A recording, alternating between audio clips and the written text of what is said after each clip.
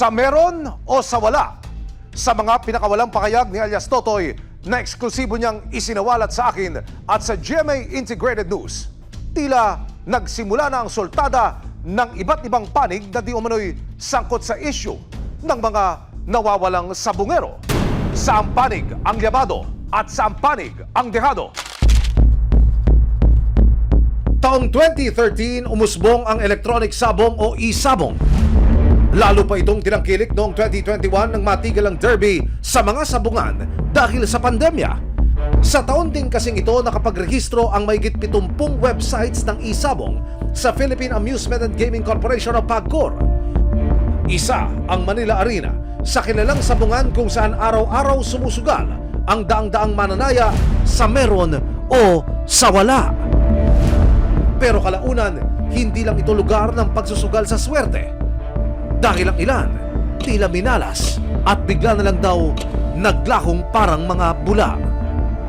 Mula 2021 hanggang 2022 na resibuhan ang pinaghihinalaang pagdukot sa ilang mga sabungero. April 2021, makikita ang lalaking ito na binibitbit palabas ng isang sabungan sa Santa Cruz, Laguna. Kinilala siya bilang si Michael Bautista, service driver ng mga sabungero. Mga 9 siguro, 9 to 10, tumawag naman po yung amo niya. Sabi sa amin na na-hold nga raw po ang kuya ko. Napagbintangan ata na nanyonyope. Ang tsope ay isang paraan ng pandaraya sa sabong. Nung pumunta na nga kami doon, nakapasok naman kami sa sabungan. May pumigil po sa akin na isang security. Sabi niya, anong ginagawa mo dyan? Bakit ganito? Buong Laguna po, iniikot ko yan. Mga punerarya, piniikot ko na po.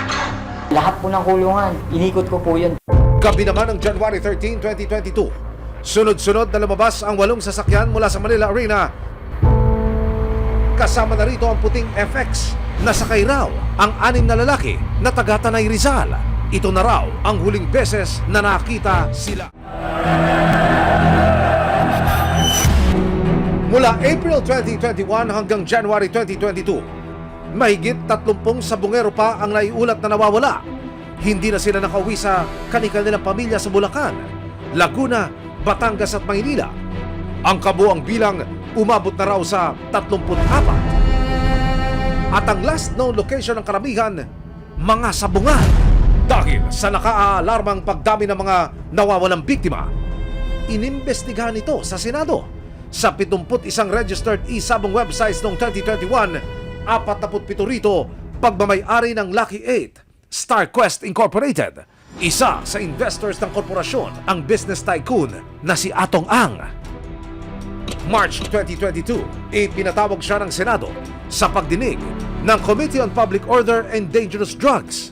As Lucky 8, owner of Lucky 8, parang ginano nyo na guilty eh. Hindi naman trial by publicity, papatunayan sa inyo na may conspiracy rito. Okay? Wala kami kinalaman dyan. Patutunayan sa inyo ang conspiracy. Kung talagang guilty kami, talaga ititigil ko to. Patutunayan ko rin sa inyo na ayaw ko ng yung dahas-dahas dito. May 2022, pinatigil na ni dating Pangulong Duterte ang lahat ng e-sabong operation sa bansa. E-sabong will end tonight, bukas. Makalipas ang mahigit kalahating buwan, November 2022, kinasuhan ng Department of Justice ang 3 pulis para sa pagdukot di umano kay e-sabong Master Agent Ricardo Lasco sa Laguna noong August 2021. Habang ang iba pang mga missing na sabungero patuloy naman daw iniimbestigahan ng PNP. Pero ang bilang na 34 na nawawalang mga sabungero nagbago nang basagin ng isang alias Totoy ang kanyang katahimikan Hunyo nitong taon. Sa mga pamilya na nawawalan sa bangero, hindi lang yan 34, mahigit 100 yan. Nagpakilala sa akin si alias Totoy bilang dating head of security ng Farms at Cockpit Arena na pagmamay-ari ng business tycoon na si Charlie Atong Ang. Lahat ng sekreto, lahat ng confidential sa akin niya binabato. Sa isa sa mga panayam niya sa resibo, walang alinlangan niyang ipinakita ang ilang vouchers. Patunay raw ang mga ito sa ibinabayad sa mga sangkot sa pagkawala ng mga sabungero. Sa ibaba ng papel, nakasulat ang halagang 2 milyong piso. Ang tumanggap daw sa pera na ito, isang Lieutenant Colonel ng Philippine National Police. Ito yung 2 million na yan yung monthly niya ni Lieutenant Colonel. Pag sinabing team leader, siya yung pinakamataas na ranggo sa mga polis. Kasi yung sa pababa, yun ang mga inuutosan niya. Inuutusan po. Para doon sa kumukuha ng mga missing sabungero. Sa isa pang voucher, 200,000 piso naman daw ang ibinayad sa isa pang colonel. May alam din siya pero mayroon siyang monthly na 200 na wala siyang ginagawa. Kalahating milyong piso naman daw ang bayad para sa Intel Miscellaneous. Ito, sinabing Intel Miscellaneous. Halimbawa, nung March 16, merong sinumpi, merong kinatay sila. Nabukasan, yung 500. Yun na yun. Ang lahat daw ng pera na nakalaan para sa mga payola na ito, galing di umano sa kanyang amo. Paano mo inihahatid yung pera? Minsan, kinukuha direkta sa opisina. Minsan, kinukuha dito sa akin. Yung lately, na binigay ko na yung number ni Mr. Atong Ang na silang ng dalawa nag-uusap, pinapakuha na lang doon sa opisina ni Atong Ang. Kaya putol-putol yung mga butcher na nasa akin. Ano ang resibo at patunay mo na pwedeng ipakita sa amin na makakapagsabing si Atong Ang mastermind? Katulad niyang butcher na yan, yung butcher na 500,000, kinukuha ko yan doon mismo sa mga anak niya. Pag nagpapatrabaho kayo ng dukot tsaka patay, may binaboucher din yun? May bayad yun? Ayun, yun na nga yung bayad. Pinangalanan din ni Dondon ang isa sa mga miyembro umano ng Alpha Group, ang artista na si Gretchen Barreto. Alam niyo naman na kasama ni Mr. Atong Ang yan at saka Alpha yan. Pag sinabing Alpha, doon kasama sila sa nag-meeting-meeting. Kasama siya sa pumayag na walain yung mga sabungero. Sinubukan ng resibo na kunin ang panig ni Barreto. Pero ayon sa kanila, hindi na muna sila magsasalita habang umuusad ang investigasyon. Pero sa nauna ng panayam sa GMA Integrated News, mariing itinanggi ng kanyang abogado ang mga paratang ni Patidongan. We deny it. She denies it. Wala siyang kinalaman doon. Wala siyang ginawa. Wala siyang sinabi that connects with the disappearance of the Sapungeros.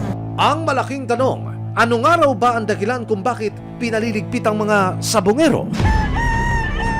Ayon sa kwento ni Dondon, pang-chochopi raw ang rason kung bakit dinudukot at pinapatay di umano ang mga sabungero. Yung chope kasi na yan, para alam nyo, pipilayan yung manok, tapos dito pupusta sa akin. Klarong-klaro na panalo na dito, gawa ng pilay na itong kabila eh. Oras na mabuking ang pandaraya, dito na raw iniuutos at nagaganap ang karumal-dumal na pagpapaligpit sa mga biktima. Yung paraan ng pagpatay, barel, saksak? Nalagyan ng taywar, inikot-ikot na lang yan. Parang garote? Yes. Hanggang sa makaihi na yung tao, yun na yung nangyayari. Eh, ba't kailangan panggiltan? Para hindi lumutang, para yung dugo daw, para lulubog daw talaga. Pagkatapos pagkakatay, ilagay nila yan sa tabla na nakahiga, lagyan ng buhangin sa ilalim, tatalian nila ngayon yan. Saka hinuhulog na lang doon sa gitna. Saan dinadala yung mga patay? Sa Talik, yung sa Talisay, Batangas. Ano ang pwedeng mong maging patunay na ganito nangyayari? Siyempre, sa daming nawala, paano? Mapatunayan natin dahil hindi naman natin nakikita yung tao. Yung 110 na missing sa Bugiro. Pero ang lahat ng lumabas sa bibig ni Dondon, mariing pinabulaanan ni Atong Ang. Nagtungo ang negosyante sa Mandaluyong Prosecutor's Office para magsampa ng mga reklamo laban kay Dondon Patidongan.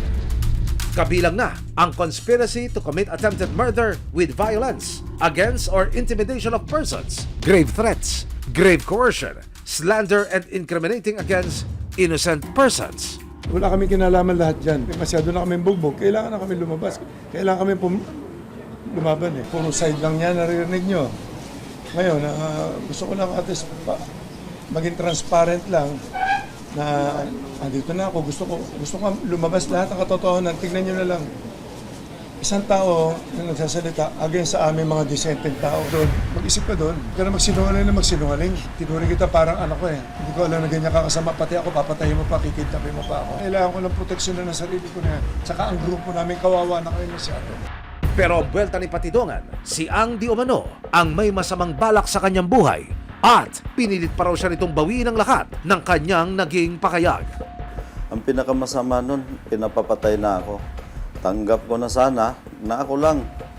Dinamay na pati pamilya ko. Sa totoo lang, gusto akong bayaran ng 300 million to 500 million para baliktarin ko lahat ng sinasabi ko. As early as February, bago siya gumawa ng affidavit, may telephone call kami dito na nag-extort talaga. Hinihingan ako ng 300 million para wag daw ko idamay doon sa kaso nila. Kasi sila ang may kaso, hindi naman ako eh. Sa gitna ng pagsasabong ng dalawang panig, labis na pigati ang hatid nito sa mga pamilya ng nawawalang mga sabongero. Gusto ko lang malaman kung nasaan ang anak ko, kung anong ginawa nila. Wala na po tayong pag-asa na mabuhay pa ang anak niyo dahil wala na siya. Pasensya na kayo, Nay.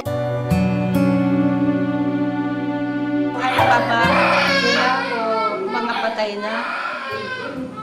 Kung ako tatanungin sa ngayon, mukhang malabo na buhay pa sila. Naku, Diyos ko!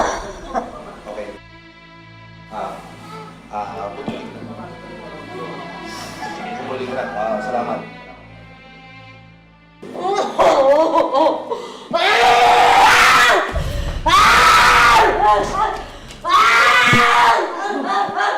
Diyos ko! Nasaan yung anak ko? Kahit buto ng anak ko, kukunin ko pa, babawiin ko. Pero para kay Ryan, kapatid ng isang nawawalang sabongero na si Michael Bautista, malaking tulong daw ang paglantad ni alias Totoy sa matagal na nilang inaasam na investigasyon. Hindi ko na inisip yung kung ano yung nangyari dun sa kapatid ko. Ang inisip ko na lang, eto na yung liwanag, eto na yung pagkakataon namin para mapatunayan talaga at magkaroon ng hustisya yung kapatid ko. April 27, 2021, huling beses na nakita ni Ryan ang kanyang kapatid na si Michael Bautista. Bago po siya pumunta sa sabungan, ako pa po naggupit sa kanya. Nung sabi niya, Tol, gupitan mo naman ako kasi may may ihatid ako sa sabungan. Ang pinakahuling chat niya sa akin, Tol, last fight na namin, pauwi na kami. Sa sumunod na mga buwan, may nagpadala raw kay Ryan ng video kung saan makikita ang isang lalaki na bitbit ng dalawa pang lalaki. Palabas sila ng sabungan sa Santa Cruz, Laguna. Pagkakita ko pa lang, kasi siyempre ako po nagupit sa kanya eh. Nakita ko po yung buhok niya, tapos yung suot niya, tugman-tugma po dun sa daladala niya. Ang mga naiwang anak daw ni Michael, walang alam sa masamang kutob ni Ryan. Ang iniisip lang nila, ang papa nila, pinag-alaga lang na manok ng mga tao doon. Balang araw, papakawalan din. Tapos iniisip nila na babakasyon lang. Nito lang Martes kasama ang resibo. Personal na nakilala ni Ryan si Don Don alias Totoy. Tapos puso po ako nagpapasalamat Sa sa inyo. sinda. Kayo po talagang Wala. Ito nga sabi ko dito, laban ng buong pamilya ko at laban ng pamilya ng missing sabongero. Maraming salamat sa panonood, mga kapuso. Para masundan ang mga reklamong nasolusyonan ng resibo, mag-subscribe lamang sa GMA Public Affairs YouTube channel